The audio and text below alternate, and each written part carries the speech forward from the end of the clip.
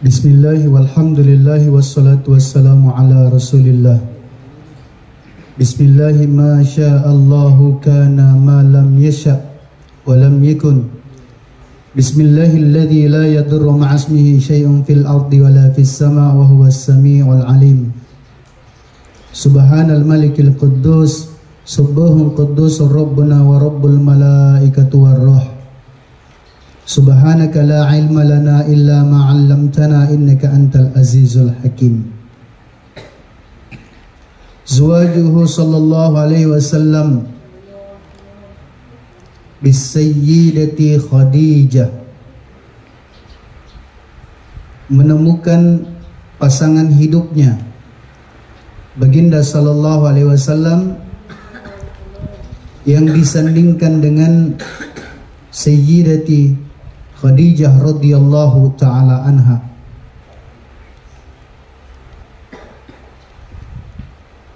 Islam mengangkat derajat para wanita, memuliakan para wanita, bahkan kemudian memberikan ruang kepada para wanita untuk melihat kepantasan, melihat orang-orang yang masuk dalam kategori, kalau di dalam fikih namanya sekufu, setingkat atau selevel. Sebenarnya Islam mengajarkan kepada kita bentuk keadilan yang sangat luar biasa, dan hendaknya ini menjadi pelajaran kepada kita semua, sehingga dalam sebuah hadis baginda sallallahu alaihi wasallam juga menjelaskan al-asra'u fil umur ahaduha wa tazwijul binta idza balagat. Maka mencarikan lelaki yang pantas bagi seorang gadis adalah tanggung jawab paman kita, bapak kita, tanggung jawab orang yang memiliki saudara perempuan, anak perempuan, itu tanggung jawabnya. Jadi bermula dari pihak perempuan. Dan sebenarnya Islam sudah mendidik kita semua untuk tidak terlalu agresif sebagai laki-laki, sehingga berusaha untuk pacaran, macarin anak orang, ngejar-ngejar anak orang dan sebagainya. Kenapa? Karena sebenarnya yang melihat pantas tidaknya seorang laki-laki untuk disandingkan dan menyandingi seorang perempuan itu berdasarkan tafakkur dari pihak perempuan. Kalau setiap laki-laki dia fahami syariah ini, maka yakin dan percaya dia kemudian akan berusaha, akan sibuk untuk memperbaiki dirinya. Mulai dari masa kanak-kanaknya, remaja, dewasanya, dia mulai mendatangkan rasa takut dalam dirinya. Jangan sampai ada bapaknya fulana, ada pamannya, atau ada orang kepercayaannya fulana yang sedang mengintai saya, yang sedang menilai saya. Jangan sampai saya main-main di pondok, jangan sampai saya tidak amanah dan sebagainya. Sehingga meskipun kepala jadi kaki ngejar-ngejar perempuan, kalau kita sudah tidak pantas dalam pandangan orang yang dipercaya, meskipun kita punya duit sampai miliaran, maka tidak ada artinya itu. Maka Rasul sallallahu alaihi wasallam sudah ditafakkur oleh Khadijah. Dilihat keadaannya, dilihat perangainya dan sebagainya. Kemudian Khadijah memberikan amanah, dan amanah yang telah diemban oleh Rasul bukan amanah yang kecil yang dijelaskan pada bab sebelumnya. Membawa perdagangan yang begitu banyak. Selama 2 bulan beliau berdagang, kemudian kembali diminta ke Ghazari. diminta laporan cerita daripada perjalanannya Rasul.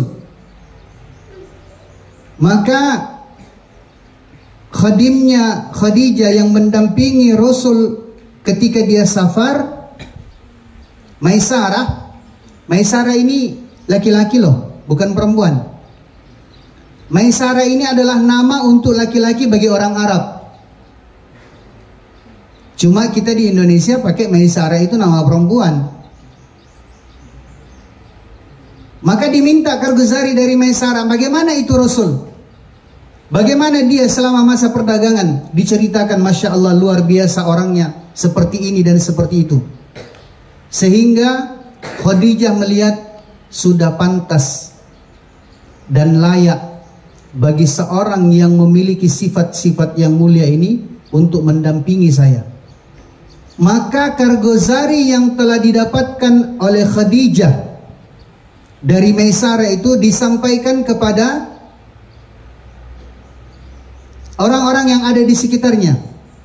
Salah satunya Nafisah. Maka Nafisah diberitahu, tolong sampaikan kepada pamanmu, untuk kemudian dia berbicara dengan pamannya Rasul.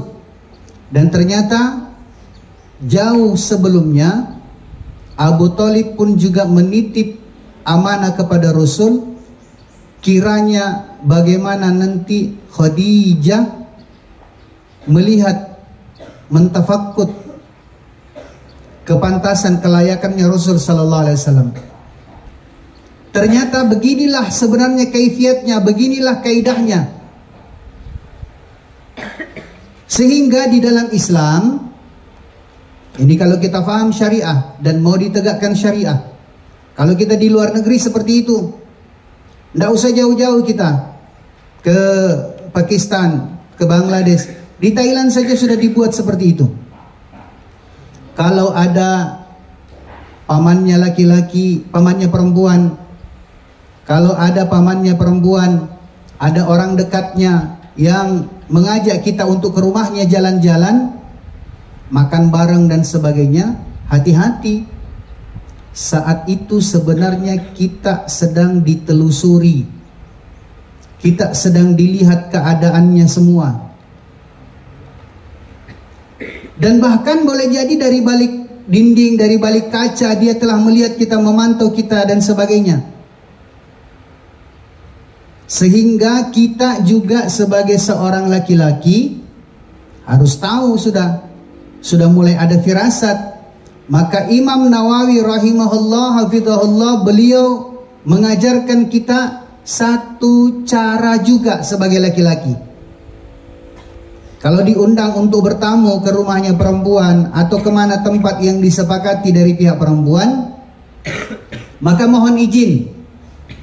Boleh enggak saya izin mau ke tandas, mau ke toilet? Kenapa? Mentafakut perempuan juga itu perlu. Dan untuk mentafakut perempuan tidak usah terlalu repot. Tafakut dia izin masuk ke WC-nya saja. Kalau WC-nya itu sudah syariah, di situ kemudian dijaga segalanya, kebersihannya, kesuciannya, maka tidak usah terlalu jauh untuk menelusuri perempuan itu. Insya Allah orang yang sudah bisa syariah diawali dari tandasnya, maka dia akan mudah untuk menerima agama. Dia akan mudah untuk dibimbing dalam agama. Justru yang diminta kepada kita ini untuk melihat, yaitu Baitul Khala, melihat WC-nya, bukan melihat bedaknya yang 1 senti, bukan melihat wajahnya yang seperti pelangi. Ya, kelopak matanya warnanya hijau, pipinya warnanya merah, di bawah warnanya biru. Ini kayak pelangi saja. Bukan melihat lipstiknya yang panjang sampai di telinga. Apa-apaan yang seperti ini. Ya, jangan terpesona, tertipu dengan model seperti itu. Sehingga dalam hadis yang dijelaskan tadi, dimaksudkan di sini adalah kalian, kita yang laki-laki sebaiknya dekat dengan ibu kita. liburan dekat dengan ibu. Yang perempuan juga seperti itu. Yang perempuan itu dia harus dekat dengan bapaknya. Untuk apa? Untuk tidak salah kita mengambil keputusan, untuk tidak salah kita menyimpulkan. Makanya laki-laki salah satu manfaat kalau dia dekat dengan ibunya, dia akan langsung belajar praktek masak. Kalau di pondok cuma bisanya masak mie siram saja, ini tanda tanya ini. Dia kayaknya ndak akrab dengan ibunya. Kalau semua jenis masakan sudah dia kuasai, bumbu utama, bumbu inti dan sebagainya, wah ini dekat dengan ibunya, insya Allah dia tidak akan salah pilih. Kan yang salah pilih ini adalah orang yang tidak tahu masak sebenarnya. Hati-hati. Sambil potong sayur, bantu ibu kita cerita, Mak, bagaimana menurut kita, Mak, kalau perempuan itu seperti pelangi di wajahnya? Maksudnya apa, Nak? Ya, semua warna sudah ada. Celaknya warnanya hitam, kelopak matanya warnanya merah, pipinya warnanya hijau, biru ini dan sebagainya. Lipstiknya sampai di telinga. Bagaimana menurut kita, Bu? Kalau ibu kita cerewet-cerewet amat, sudah baru kita dengar ocehannya, oh jak muku anak seperti itu. Oh, habis nanti tenagamu hanya untuk beli lipstik. Habis nanti tenagamu hanya untuk dipakai beli bedak dan sebagainya. Sementara kalau model seperti itu kemudian kita bertamu ke rumahnya dan WC-nya tidak syar'i, WC-nya tidak syar'i, di situ tidak dijaga kesucian dan sebagainya, siap-siaplah kalian akan dijadikan sapi perahan. Disuruh kerja pagi, siang, sore, malam hanya untuk diambil tenaganya, tetapi diseret masuk neraka. Tidak mau bergandengan tangan sampai di jannah. Hati-hati. Begitupun juga yang perempuan, dia seharusnya dekat dengan bapaknya. Untuk apa? Untuk tidak memberikan ruang kepada anak gadis kita, saudara perempuan kita, wanita di antara kita. Jangan berikan kesempatan kepada dia untuk mengambil kesimpulan tentang laki-laki. Kalau bicara luwuknya, ya to anu mutandai muane to daya. Yang kenal laki-laki itu laki-laki tonji juga.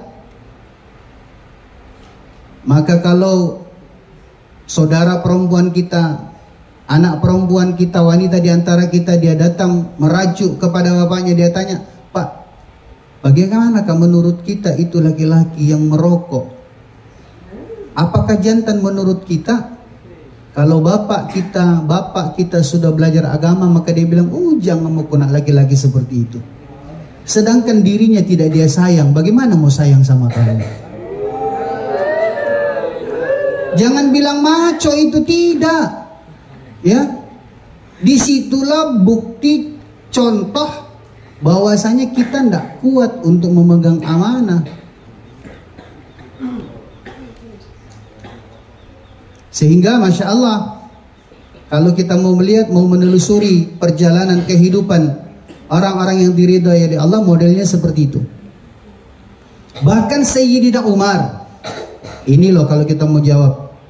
Kan kalau kita biasa pakai bahasa siri. Siri itu, kita ini pihak perempuan, masa pihak perempuan mau tanya-tanya tentang laki-laki? Mungkin kaifiatnya yang kita tidak faham.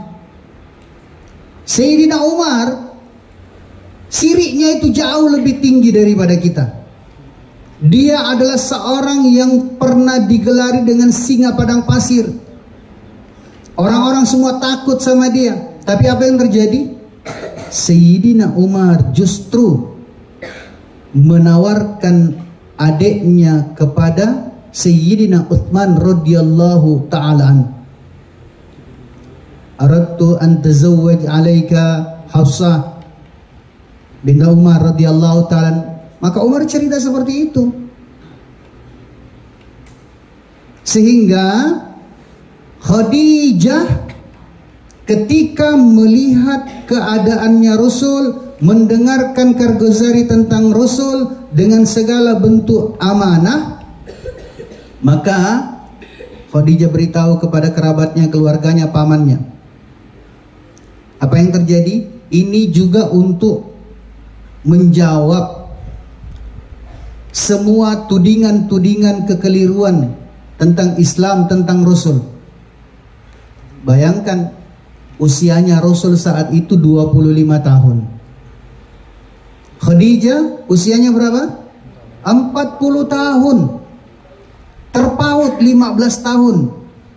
Tetapi ada sesuatu yang bahkan kita mau mengambil hikmah di dalamnya.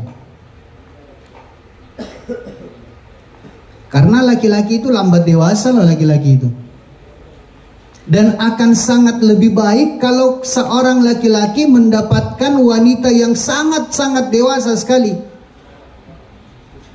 Khadijah dengan segala kematangannya, dengan segala kedewasaannya. Bukan kemudian orang bilang, tua nih 40 tahun, selisih 15 tahun dengan saya, janda lagi. Tapi apa yang terjadi? Iktikad, niat yang begitu tulus dari dalam diri Rasul tidak lain semata-mata hanyalah untuk perjuangan atas agama. Untuk menggandeng tangan, bergandengan tangan sampai di jannah. Kan tujuan kita seperti itu. Jangan seret anak orang masuk ke dalam neraka. Kita mau bersama-sama berjuang. Makanya hati-hati juga ketika melontarkan janji. Kan banyak janji-janji palsu, janji-janji manis, PHP. Dan insya Allah itu kesannya hanya bunuh diri namanya. Kalau dia bilang, saya akan membahagiakan kamu. Giliran menderita sedikit saja, sudah nusyus. Sudah dia berontak dan sebagainya. Kenapa? Memang kita keliru kok memberikan iming-iming. Yang dianjurkan dalam Islam itu adalah, saya tidak menginginkan kamu berjuang sendiri. Saya ingin bergandengan tangan berjuang sama kamu sampai di jannah. Maka kalau modelnya kita seperti ini, nanti kita punya i'tikad, nanti kita punya cita-cita itu apa? Sehidup, sesurga. Ini belum nikah kok sudah doakan matinya. Kalau sehidup semati itu didoakan sudah. Nanti kita jadian sehidup, kamu mati duluan. Kita mau sehidup sesurga. Iya, jangan keliru. Wa kana umruha, maka umurnya Khadijah pada saat itu 40 sana, 40 tahun. Wa umruhu, dan usianya baginda sallallahu alaihi wasallam pada saat itu 25 sana, 25 tahun. Ternyata beliau sallallahu alaihi wasallam menjadi hujjah kepada orang-orang yang berpegang teguh dengan agama. Kepada orang-orang yang mana mereka ini tidak tertipu dengan syahwatnya. Kan berbagai syahwat tadi ini sudah terbantah tau? Dengan berbagai keterangan yang sudah dijelaskan tadi. Wa kanat qablahu mutazawwijatan bi Abi Halah.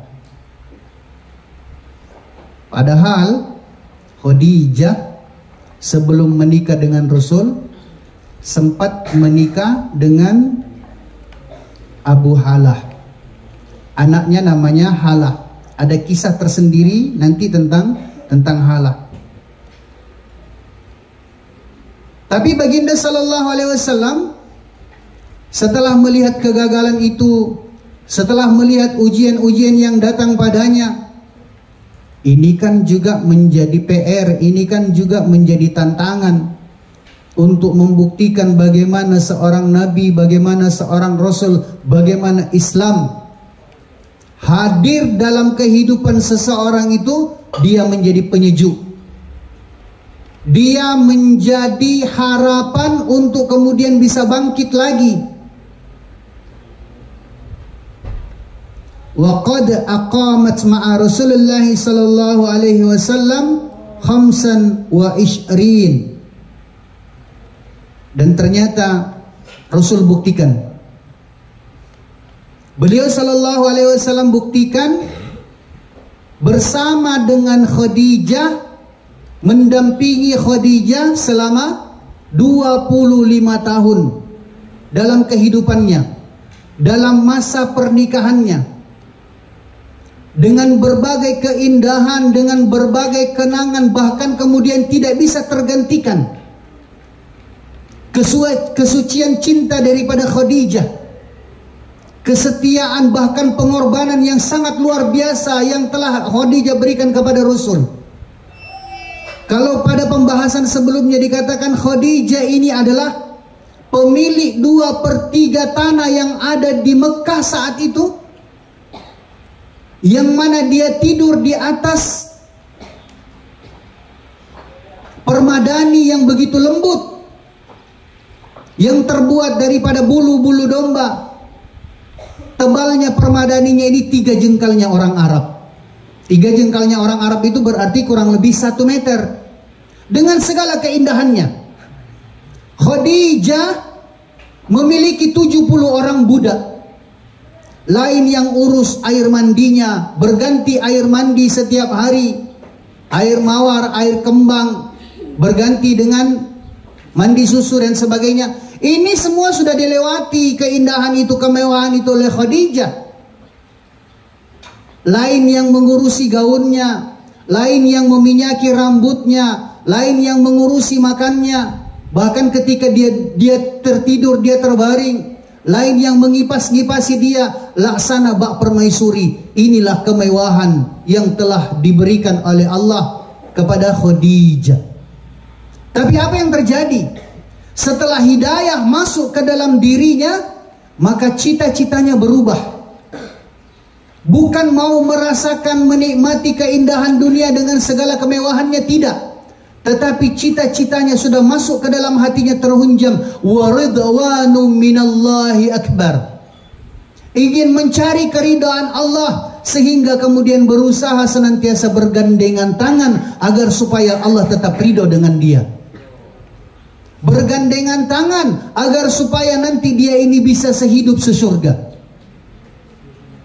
Sehingga semua kemewahan yang dimiliki oleh Khadijah dikorbankan untuk agama.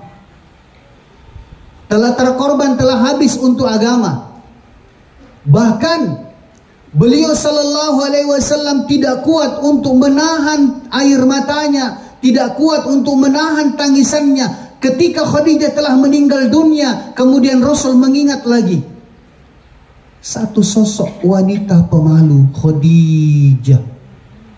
Satu sosok wanita ahli korban, yakni Khadijah, telah mengorbankan segala keindahan, kemewahan dalam hidupnya.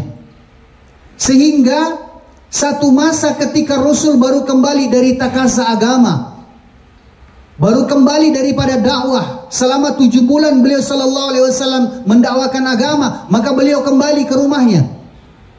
Apa yang terjadi? Ternyata hari itu adalah hari yang amat sangat bersejarah. Rasul tidak melihat halaman rumah itu disiram-siram seperti sejuknya sambutan Khadijah terdahulu. Maka Rasul sudah mulai bertanya-tanya dalam hatinya, ini ada apa ini? Kemudian Rasul sallallahu alaihi wasallam masuk ke dalam rumahnya dan memberi salam. Assalamu alayki ya babar rahmah. Diberikan salam kepada Khadijah sampai 3 kali, tidak dijawab salamnya. Untuk mengajarkan kepada kita, bahkan masuk ke dalam rumah sendiri tetap ucap salam. Jangan dikatakan itu kan pelajaran anak TPA, itu kan amalan anak kecil. Siapapun yang masuk ke dalam rumahnya, kalau dia tidak ucap salam, jangan harapkan kebahagiaan akan ada dalam rumahnya. Kenapa? Karena Imam Nawawi menjelaskan, setiap orang yang masuk ke dalam rumahnya, dia tidak ucap salam, maka iblis, jin, syaitan dan kroni-kroninya, satu kelompok itu kemudian mereka memanggil satu sama lain. Mari kemari, kita masuk ke dalam rumah ini, karena pemimpin pasukan sudah masuk duluan. Siapa pimpinan pasukan? Siapa saja yang masuk ke dalam rumah tidak ucap salam, dia akan diangkat menjadi pemimpin pasukan iblis, jin dan syaitan. Maka Rasul ucap salam untuk mengajarkan kita. 3 kali beliau ucap salam, barulah kemudian beliau membuka pintu rumahnya, dan zauq, perasaan firasat itu sudah ada dalam dadanya Rasul. Dia katakan pasti ada yang terjadi, ada sesuatu ini yang aneh. Ternyata apa yang terjadi? Rasul masuk ke dalam rumahnya. Dia dapati istri tercinta di dalam biliknya. Dia dapati Khadijah yang dulu tidur di atas permadani yang begitu indah, yang dulu tidur di atas permadani yang tebalnya 1 meter di dalam tumpukan daripada bulu-bulu domba yang lembut, hari itu harus tidur di atas tanah. Istri tercinta Rasul dilihat tergeletak di atas tanah dalam keadaan menderita sakit. Khadijah dengan segala kemewahannya pada saat dia belum menikah dengan Rasul, dikipas-kipas oleh dayang-dayangnya, oleh khadimnya, oleh pelayannya. Saat itu dalam keadaan keringatan, kepanasan, berbantalkan pelepah kurma. Maka pelepah kurma itu dijadikan bantal. Rasul Sallallahu Alaihi Wasallam mengajarkan kepada kita semua bagaimana sikap santun kepada istri. Bukan teriak, tendang-tendang pakai kaki, weh bikinkan kopi apa dan sebagainya, tidak. Rasul tidak mau mengganggu istirahatnya Khadijah. Rasul ingin memastikan keadaannya Khadijah. Maka Rasul berada di sisi bahagian kepalanya Khadijah. Beliau mengangkat kepalanya Khadijah, kemudian melepaskan daripada pelepah kurma yang telah dijadikan bantal itu. Maka Rasul mengangkat kepalanya Khadijah. Wada'at, meletakkan ra'suha, kepalanya Khadijah di pangkuan Rasul. Maka ketika diletakkan kepalanya Khadijah di pangkuan Rasul, Rasul melihat guratan-guratan lidi-lidi kurma dari pelepah kurma itu bergambar di pipinya Khadijah. Wanita yang dulu hidup dalam kemewahan, hari itu terbaring di atas tanah, hari itu berbantalkan pelepah kurma. Maka Rasul Sallallahu Alaihi Wasallam melihat dalam-dalam istrinya. Seperti itulah juga kita nanti kalau liburan pulang ke rumah kita, meskipun tidak diminta, kita beritahu, Pak, saya mau pijit-pijit Pak. Kita sambil mijet kakinya, dilihat kodong, pecah tapak kulit kakinya Bapak, kita termakan tanah. Di situ ada pengorbanan, di situ ada perjuangan. Ibu kita beritahu, ibu saya mau dampingi, mau temani kita. Kenapa? Ternyata Masya Allah, sehari saja kita mendampingi ibu kita di dapur sudah capeknya minta ampun. Sudah susahnya seperti apa, bagaimana dengan dia yang sepanjang-panjang tahun memenjarakan dirinya di dapurnya saja. Maka Rasul melihat dalam-dalam keadaan istrinya. Pakaian yang dulu sering berganti, hari itu sudah harus bertambal. Tambalan pakaiannya Khadijah ada yang terbuat daripada duri-duri kurma. Tambalan pakaiannya Khadijah ada yang terbuat daripada kulit-kulit onta. Tidak semuanya kain, tidak semuanya benang. Rasul melihat istrinya, membayangkan bagaimana masa jayanya Khadijah, membayangkan dulu ketika dia menjadi saudagar kaya, melihat keadaannya, melihat pakaiannya seperti itu. Dan Allah Subhanahu wa taala telah diceritakan dalam kitab Hayatus Sahabah, ketika melihat para kekasih-kekasihnya seperti itu, Allah perintahkan kepada para malaikat untuk mengenakan pakaian seperti mana pakaian yang digunakan oleh kekasih-kekasihnya. Malaikat diminta untuk menggunakan pakaian yang bertambal dengan tambalan daripada duri-duri korma, dengan tambalan yang jumlahnya 78. Malaikat diperintahkan oleh Allah untuk mengenakan pakaian seperti mana pakaian kekasih-kekasih Allah. Rasul Sallallahu Alaihi Wasallam melihat rambutnya Khadijah yang dulu sering diminyaki, ternyata hari itu dia dapati rambut istrinya sudah kusut. Yang sering berganti air mandi, kulitnya pun juga sudah berubah menjadi keriput. Khadijah Ternyata sudah 2 tahun menahan penderitaan sakit dan penyakitnya itu dia tidak mau ceritakan kepada Rasul. Dia tidak mau kerisauannya Rasul itu berubah. Dengan sebab dia ceritakan penderitaan sakitnya, sampai kemudian berpaling perhatiannya kepada seorang wanita pemalu, yakni Khadijah. Rasul mau bagaimana, Khadijah mau bagaimana supaya Rasul tetap sibuk untuk memikirkan keselamatan umat. Wanita hebat, merelakan dirinya dalam penderitaan agar supaya kita semua bisa bahagia berkumpul dengan Rasul di jannah. Rasul melihat keadaan Khadijah, matanya sudah mulai cekung ke dalam, bibirnya pecah-pecah, melihat guratan daripada duri-duri korma, melihat guratan daripada lidi-lidi korma yang bergambar di pipinya Khadijah. Rasul tidak kuat, sampai beliau sallallahu alaihi wasallam menangis. Sejuknya air mata Rasul jatuh ke pipinya Khadijah. Dan Khadijah ketika melihat Rasul sallallahu alaihi wasallam menangis, dia tidak bertanya dulu. Terbangun Khadijah karena sejuknya air mata daripada Rasul itu jatuh di pelipisnya Khadijah, sehingga Khadijah juga membuka matanya melihat kepada Rasul. Dia juga ikut menangis. Keluarga, suami dan istri, ibu dan bapak kita, kalau dia satu dalam perjuangan, kalau dia satu hati dalam perjuangan dan penderitaan, maka Masya Allah, dia akan merasakan bagaimana perasaan yang sebenarnya, tidak perlu bertanya. Orang yang benar dalam perjuangan seperti ini, suami yang betul-betul merasakan perjuangan bagaimana penderitaan istrinya. Ketika istrinya sakit, maka yang paling dulu hilang selera makannya itu dia. Yang sudah tidak bisa istirahat itu dia.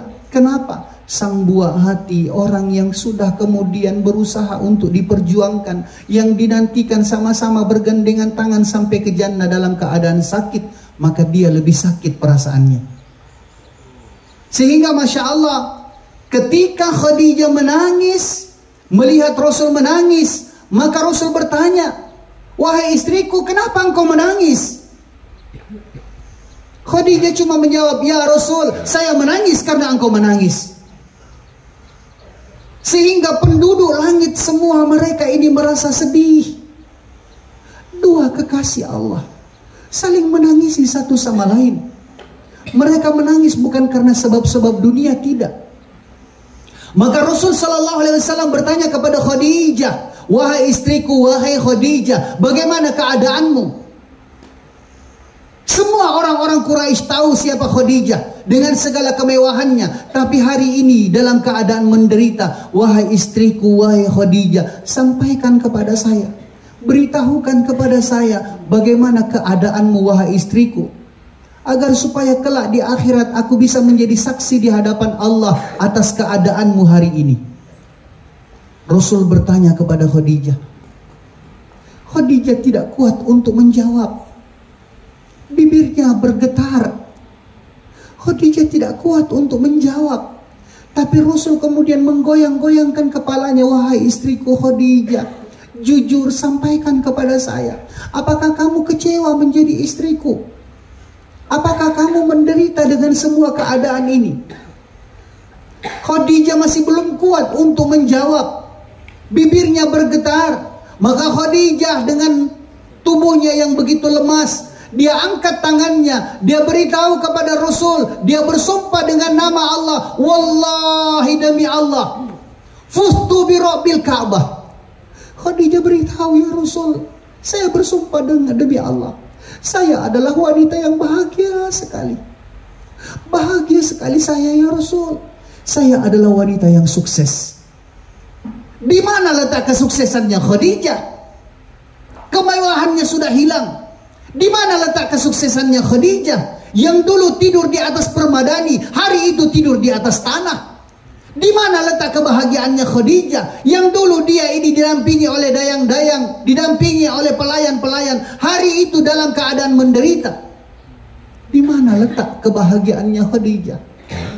Bahagianya Khadijah ketika Allah Subhanahu wa taala kuatkan dia untuk tetap bergandengan tangan bersama Rasul sehidup sesurga. Sehingga Masya Allah, ketika Khadijah mengatakan dengan sumpahnya, demi Allah, saya ini adalah wanita yang sukses. Demi Allah, saya ini adalah ibu yang sukses dari anak-anak saya. Saya bahagia. Tapi Rasul kemudian bertanya lagi, wahai istriku, kamu katakan kamu bahagia, tapi kamu menangis. Rasul ingin memastikan apa yang disampaikan oleh Khadijah. Rasul mengangkat kepalanya Khadijah, diletak di dada kirinya, didekap, dipeluk oleh Rasul, didekatkan telinganya. Rasul beritahu, wahai istriku, kamu katakan kamu bahagia tapi kamu menangis. Apa yang menjadikan kamu menangis, wahai istriku? Jujurlah, sampaikan kepada saya. Khadijah beritahu kepada Rasul, ya Rasul, ini adalah air mata bahagia. Saya bangga dan bahagia. Allah masih kuatkan saya untuk mendampingi kamu. Ya Rasul, ini adalah air mata bahagia. Kenapa engkau menangis, wahai istriku? Maka Khadijah menjawab, ya Rasul, yang menjadikan saya menangis bukan karena habis hartaku, tidak. Yang menjadikan saya menangis bukan karena saya tidur di atas tanah, tidak. Yang menjadikan saya menangis bukan karena budak-budak sudah pada pergi, tidak. Yang menjadikan saya menangis karena tidak lagi ada harta yang saya mau korbankan untuk agama. Padahal hatiku berhasrat, hatiku berhajat. Saya masih mau berkorban, ya Rasul. Saya masih mau berinfak. Tapi engkau lihat sendiri, ya Rasul, tidak lagi ada yang saya bisa infakkan untuk agama. Tidak lagi ada yang saya bisa korbankan untuk agama. Maka yang menjadikan saya menangis karena tidak lagi ada yang saya mau korbankan, sementara hati saya masih berhasrat. Maka Rasul, sekiranya penyakitku ini menghantarkanku sampai kematian, kemudian kelak satu saat Islam ini butuh perjuangan, butuh pengorbanan, butuh orang-orang yang mau menginfakkan hartanya, ya Rasul, kemudian engkau akan kirimkan satu jemaah, yang mana jemaah itu tidak punya tameng untuk melindungi dia dari panah-panah musuh. Jemaah itu tidak cukup bekal untuk engkau hantarkan ke negeri yang lebih jauh. Maka ya Rasul, kalau kemudian jenazahku sudah dimakamkan, engkau pastikan tulang belulangku sudah mulai mengering, dan jemaah itu tidak punya tameng. Ya Rasul, saya minta kepadamu, saya bermohon, saya memelas, saya masih mau berkorban untuk agama. Perintahkan jemaah itu untuk menggali kuburanku, supaya kemudian tulang belulangku dijadikan sebagai tameng, perisai untuk menghalangi dia daripada tombak dan anak-anak panah musuh-musuh Islam. Saya masih mau berkorban, ya Rasul. Ya Rasul, kalau saja jemaah yang engkau ingin kirimkan itu, dia sudah tidak punya perbekalan, dia tidak cukup perbekalan, ya Rasul, perkenankan daripada jemaah itu untuk menggali kuburanku, untuk menggadaikan daripada tulang belulangku. Semua orang Quraisy tahu seberapa nilai daripada tulang belulang seorang Khadijah. Maka Masya Allah, ternyata orang yang benar dalam perjuangan, orang yang benar dalam menentukan pilihan, dia akan dikuatkan oleh Allah Subhanahu wa taala dalam perjuangan itu. Sehingga sesulit apapun dalam pandangan manusia perjuangan yang telah dilakukan, sesusah apapun penderitaan yang dilewati dalam pandangan manusia, ketika dia sedang berjuang, yubaddilullahu taala minas sayyi'at ilal hasanat, Allah akan gantikan penderitaan itu dengan keindahan. Air matanya Khadijah bukanlah air mata penderitaan, tetapi air mata bahagia. Hasratnya Khadijah untuk senantiasa mendampingi Rasul sampai di jannah adalah keinginan yang tidak bisa ditawar-tawar, karena semua sudah dikorbankan untuk agama. Ternyata pernikahan Khadijah dengan baginda sallallahu alaihi wasallam adalah pernikahan mujahid dan mujahidah. Adalah pernikahan berkumpulnya orang-orang yang siap untuk berkorban atas agama. Sehingga ketika Khadijah dia telah meninggal dunia, Rasul Sallallahu Alaihi Wasallam memilih untuk berdiam berlama-lama di samping kuburan Khadijah. Apa yang terjadi? 6 tahun Rasul diboikot, tidak boleh kembali ke Mekah. Ternyata kerinduan itu semakin kuat di dalam dadanya Rasul ketika dia kembali ke Mekah. Pada saat orang-orang Medina dengan Mekah dia telah jumpa. 6 tahun dalam kerinduan, Rasul membungkam. Rasul menatap dengan pandangan kosong. Melihat ke utara, selatan, timur, barat, Rasul melihat dengan pandangan kosong. Orang-orang Mekah dengan Medina mereka salah tingkah. Rasul berdiam, Rasul bergumam, tidak berucap. Maka semua orang-orang Mekah duduk di depannya Rasul. Orang-orang Medina duduk di depannya Rasul. 5.000 orang berkumpul di depannya Rasul. Mereka bertanya, "Ya Rasul, mungkin engkau capek, perjalanan panjang, kami sudah siapkan tempat istirahat." Rasul cuma diam saja. "Ya Rasul, mungkin engkau rindu masakan ibu." Kita harus ingat, ibu kita punya masakan khas. Mungkin ibu kita cuma punya kebiasaan buat sambal dari cabai hijau, dari daun kedondong, kemudian ditumbuk halus dengan ikan teri, kemudian disiram dengan minyak panas. Ternyata itu terasa lezat dan kita rindukan. Kenapa terasa lezat? Kenapa kita rindukan? Ada cinta di situ. Cinta itulah yang telah merubah segala-galanya, yang kemudian telah menjadi kerinduan. Maka Rasul Sallallahu Alaihi Wasallam menyatakan rindunya. Apa yang terjadi? Rasul ketika ditawari makanan, tempat istirahat dengan berbagai keindahan, beliau Sallallahu Alaihi Wasallam cuma diam saja.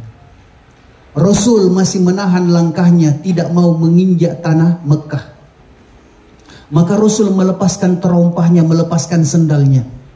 Padahal dulu ketika Mi'raj, Rasul Sallallahu Alaihi Wasallam diperintahkan oleh Allah, "Jangan engkau lepaskan daripada sendalmu untuk sampai kepada Sidratul Muntaha."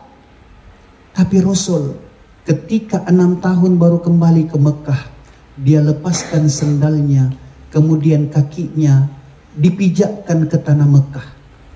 Ternyata ketika kakinya dipijakkan ke tanah Mekah, ada gejolak, ada bergolak seperti air mendidih di dalam dadanya Rasul. Inilah yang menjadikan beliau hanya bisa bergumam saja. Maka Masya Allah, kita belum tahu apa yang menjadikan Rasul terdiam. Apa yang menjadikan di dalam dadanya Rasul seperti air mendidih. Kerinduan itu baru terbahasakan setelah Rasul kemudian mengambil 2 lembar kain milik orang-orang Mekah. Maka beliau Sallallahu Alaihi Wasallam berlalu pergi. Kemana Rasul pergi? Meninggalkan kumpulan begitu banyak orang, 5.000 orang berkumpul, ditinggalkan oleh Rasul. Semua mata memandang kemana Rasul beranjak lalu dan pergi. Ternyata Rasul pergi ingin ziarah ke kuburan Khadijah. Kita liburan, kalau bapak kita sudah mati, jangan langsung jumpa dengan yang lain. Ziarah ke kuburan ibu kita, ziarah ke kuburan bapak kita. Rasul disambut 5.000 orang, tapi Rasul tidak bergeming. Rasul lebih memilih dulu untuk ziarah ke kuburan Khadijah. 2 lembar kain yang dibawa oleh Rasul. 1 kain itu telah dijadikan sebagai tenda, karena Rasul mau berlama-lama di samping kuburan Khadijah. Dia sudah pancangkan 4 buah tiang. Maka 4 sudut kain itu diikat supaya kemudian menjadi tenda. 1 kain kemudian digelar di atas tanah untuk menjadi alas. Di mana Rasul pasang tenda? Di mana Rasul gelar alas? Rasul pasang tenda gelar alas di samping nisan istri tercinta Khadijah. Wallahi demi Allah, kalau kita punya kenangan indah dengan ibu kita, dengan bapak kita, kalau kita punya kenangan indah kepada orang-orang yang menemani kita dalam perjuangan atas agama, maka pasti kita akan berani berucap, tidak ada tempat rekreasi terindah bagi saya kecuali di samping nisan ibu saya. Tidak ada tempat rekreasi terindah bagi saya kecuali di samping lisan bapak saya. Tidak ada tempat rekreasi terindah bagi saya kecuali di samping lisan istri saya. Maka Rasul berlama-lama di samping kuburannya Khadijah. Beliau sallallahu alaihi wasallam menundukkan pandangannya. Ketika beliau sallallahu alaihi wasallam menundukkan pandangannya, apa yang terjadi? Beliau menengok ke dalam hatinya. Semakin dia tengok, semakin dia menunduk, semakin deras air matanya Rasul. Penduduk langit melihat. Penduduk langit bersedih ketika melihat Rasul bersedih, menangis. Apa yang terjadi? Maka Allah perintahkan kepada Jibril untuk mewakilinya. Dan Jibril didesak oleh para malaikat untuk mewakilinya. Dia datang kepada Rasul. Dia beritahu kepada Rasul, Salamun alaiha ya Khadijah min rabbiha wa Jibril.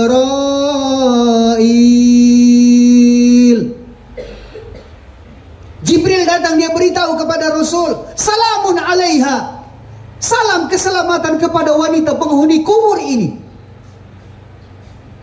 Rasul luar biasa. Ketika sudah dititipkan salam kepada Khadijah, Rasul bukan malah berbangga diri, bukan malah senang, tidak. Tetapi Rasul semakin menangis. Semakin kuat air matanya Rasul.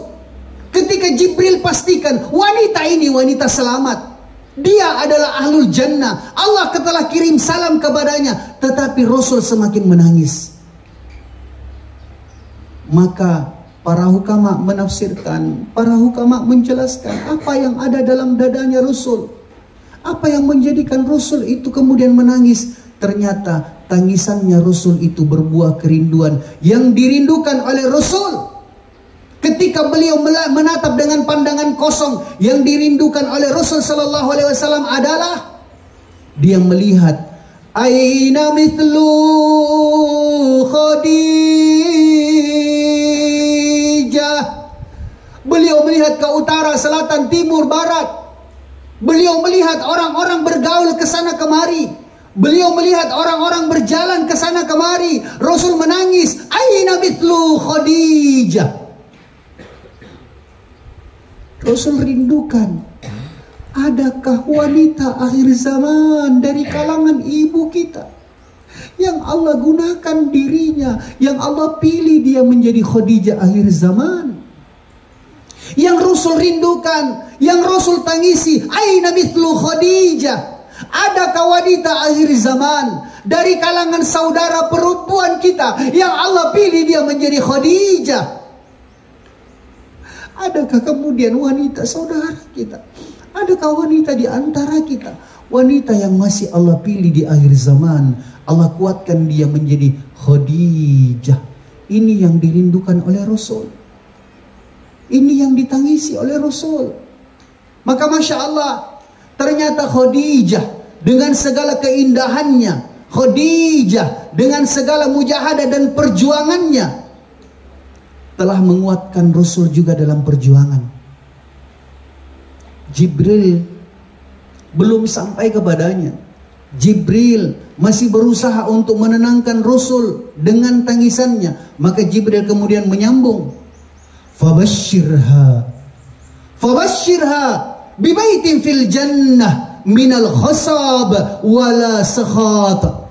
Jibril beritahu, Fabashshirha, berikan kabar gembira kepada wanita ini. Berikan kabar gembira kepada Khadijah, bahwasanya semua yang telah dia korbankan, semua penderitaan yang telah dia lalui, kata Jibril, berikan kabar gembira kepadanya, bibaitin fil jannah. Allah telah gantikan semua yang dikorbankan oleh Khadijah menjadi istana di dalam surga. Minal khosab, bukan cuma sekedar istana saja, tetapi kemudian dijelaskan wa asyara amthaliha minad dunya. Istana yang Allah berikan kepada Khadijah luasnya lebih luas daripada 10 kali lipat dunia ini yang terbuat dari berlian. Satu berlian saja yang sebesar biji jagung, hari ini harganya sudah ada yang sampai hampir 2 triliun. Bagaimana dengan berlian yang begitu besar yang dijelaskan? Sebenarnya cukup dengan memberikan kabar saja, dia diberikan istana cukup. Tetapi untuk memberikan gambaran kepada kita, kenapa kemudian diberitahu bahwasanya istananya Khadijah akan diberikan oleh Allah terbuat daripada berlian yang luasnya, yang besarnya 10 kali lipat dunia ini berliannya. Kenapa? Karena hatinya Khadijah bening seperti berlian. Hatinya Khadijah tidak ada hasrat kepada dunia, apalagi mau menyusahkan Rasul untuk keduniaan. Tidak. Hatinya Khadijah bening seperti mana berlian, yang tidak mau membiarkan Rasul itu bersedih, yang siap siaga senantiasa untuk menggantikan kesedihan Rasul. Minal khasaba wala sakhat. Maka kemudian dijelaskan bahwasanya istananya Khadijah yang terbuat dari berlian itu suasananya hening, suasananya damai, tidak ada suara teriakan di dalamnya, tidak ada suara riuh gemuruh di dalamnya. Di dalamnya hanya ada suara hembusan-hembusan angin yang sejuk, tenang, damai. Kenapa? Karena Khadijah, wanita yang tidak pernah mengangkat suaranya melebihi suara Rasul. Wanita pemalu itu. Dia kemudian bahkan tidak pernah mau menyampaikan sakitnya kepada Rasul. Tidak mau mengangkat suaranya melebihi suaranya Rasul. Sampai kalau diberikan gambaran bahwasanya istananya Khadijah itu lengang, tenang, damai. Karena dia adalah jiwa-jiwa yang tenang. Dia adalah jiwa-jiwa yang senantiasa bahkan dalam keadaan susah sekalipun, dia masih bisa tenangkan hatinya dalam kedamaian. Wanita hebat. Khadijah telah menentukan pilihannya. Sehingga kemudian kalau dia dikatakan sebagai ummahatul mukminin, ibu kita semua, maka kita rindukan, ya Allah, mungkin tidak pantas ibu kami untuk digapai tangannya oleh Khadijah, tapi ya Allah, melalui pengorbanan kami, memenjarakan perasaan kami di pondok pesantren, melalui munajat, tangisan, doa, kerinduan kami, ya Allah, kami berharap ibu kami tidak sempat untuk mengurusi dirinya, ibu kami tidak sempat untuk memperbaiki dirinya. Maka jadikan kerinduan ini, ya Allah, sebagai sebab Engkau pantaskan ibu kami digapai tangannya oleh Khadijah, sehingga dia bisa selamat di sana. Amin, Allahumma amin. Semoga Allah Subhanahu wa ta'ala kuatkan kita dalam perjuangan, dan Allah jadikan kerisauan Rasul itu wujud di rumah kita. Wanita-wanita di antara kita dijadikan Khadijah akhir zaman, insyaallah. Al-haqqu min rabbik fala takunanna minal mumtarin. Subhanakallahumma wa bihamdik nashhadu an la ilaha illa anta nastaghfiruka wa natubu ilaik. Subhana rabbika rabbil izzati amma yasifun wa salamun alal mursalin walhamdulillahi rabbil alamin. Wassalamu alaikum warahmatullahi wabarakatuh.